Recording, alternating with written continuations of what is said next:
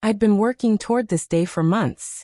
After every late shift at the diner, I'd push the tables aside in our cramped living room, hook up my second-hand Bluetooth speaker, and run the same dance routine again and again until my legs ached. This wasn't just a school recital. It was my audition for a full scholarship at a performing arts college 2 states away.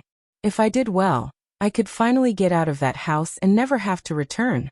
But in my family, wanting something for myself was like painting a target on my back. That morning, I woke early to the smell of burnt toast and stale cigarette smoke. My mother sat at the kitchen table scrolling through her phone, tapping her nails against a chipped mug. She didn't look at me. My dad was across from her, beer in hand even though it was barely 8 a.m., watching some loud sports commentary on TV. "You're up early," Mom mumbled without looking up. "I have to be," I said, keeping my tone even. "The recital's today."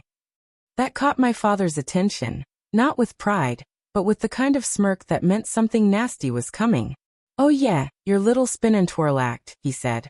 "Going to dance around for people who don't even know you exist? It's an audition, Dad. He cut me off. "Don't waste time talking about things that aren't going to happen." Mom chuckled softly, like he'd just spoken a universal truth. I swallowed my words. In that house, survival meant silence.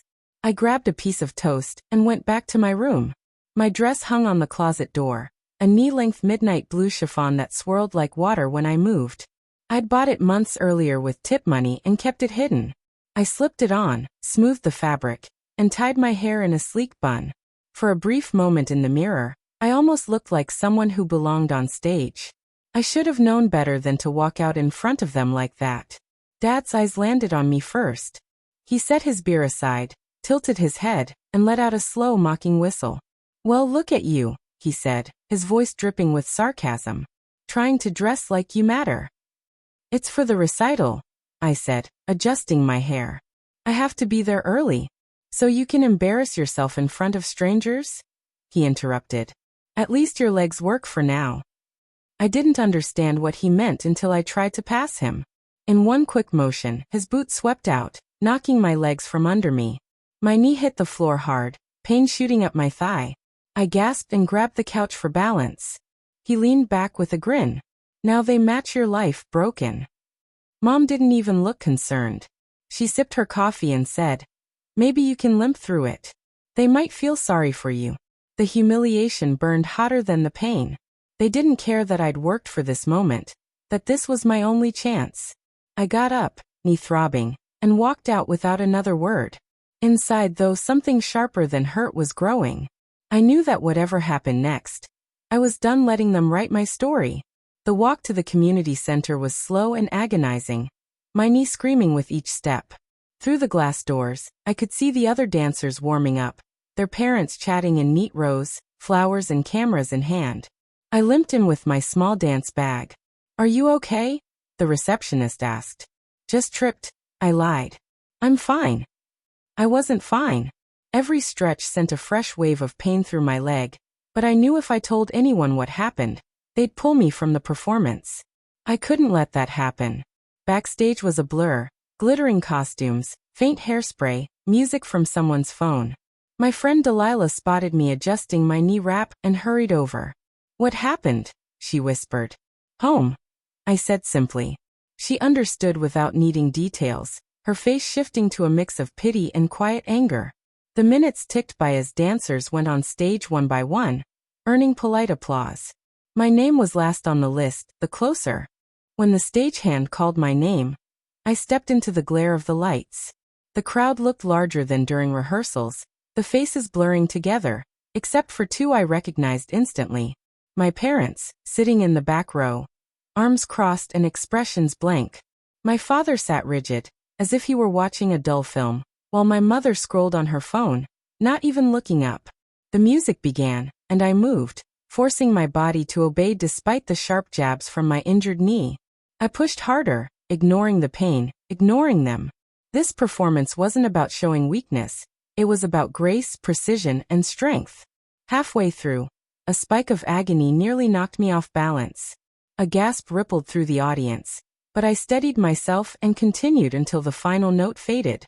My last pose felt endless, my knee trembling, my chest rising and falling fast. Applause erupted, louder than I'd expected, some even rising to their feet. I bowed, swallowing the lump in my throat. That's when I heard it. My father's voice pitched just loud enough. Guess the limp was part of the act. My mother laughed beside him, shaking her head as if I were some tragic joke. My face burned, but I held my bow a heartbeat longer before leaving the stage. In the dressing room, I stared into the mirror, sweat on my forehead, lipstick slightly smudged, but I didn't see failure. I saw someone who'd taken the hit, and was still standing. Then the scholarship judge entered, tall with silver hair and a clipboard. She smiled kindly. "You have beautiful technique," she said. "I can tell you were in pain. If you'd like, I can arrange a private audition." Her kindness almost undid me, but I managed to thank her and take her card. Outside, the sun was setting. My parents leaned against the car, waiting. "Well," Dad said, "you proved me wrong. You can still dance with a busted leg." "Not well, but still." My mother smirked. "Good thing you won't have to worry about that college now. Saves us all some trouble." That's when I realized they wanted me to fail. Not out of disbelief, but because keeping me small meant keeping me under their control. 2 weeks later, I'd barely seen them by choice. The day after the recital, I called the judge. She arranged for me to perform at a private studio 2 towns away. No crowd, no mocking voices from the back row.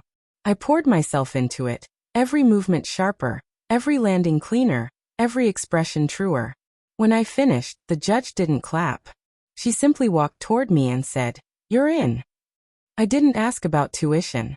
I didn't need to. But I wasn't planning to simply disappear. I wanted them to watch me leave on my own terms. At home, I became unreadable. No reaction to my father's muttered digs, no flinch when my mother dismissed my dancing on speakerphone. Quietly, I moved my important things out, costumes, savings, childhood photos, piece by piece unnoticed. The moment I'd been waiting for came during dinner with their friends, the people whose opinions they valued most. Dressed neatly, I let my father's smirk land across the table. "So you done with your little hobby, or should we start shopping for wheelchairs?" The guests laughed uncertainly. I smiled. "Actually, I got a full scholarship. I'm moving next week." The room froze. My mother's smile faltered. "A scholarship? For you?" "Yeah," I said. "They called me exceptional. Guess they didn't see the waste of time you've been talking about." I slid an envelope across the table, my acceptance letter and an invitation to my first national competition. Tickets long since sold out except for the VIPs who'd bought early. "Front row seats," I said. "If you can afford them." My father's jaw tightened. "You think you're better than us now?" "No," I said, leaning in so they couldn't miss it. "I know I am." I thanked their friends for dinner and left. My bags were already at my friend Leia's place. Calls and texts followed, angry at first, then pleading, then nothing. Months later, at the national competition, I saw them again. They hadn't bought front row tickets. They stood in the back, far from the spotlight. I danced anyway, every movement deliberate, every step a reminder. When the standing ovation came, I didn't look at the cheering crowd.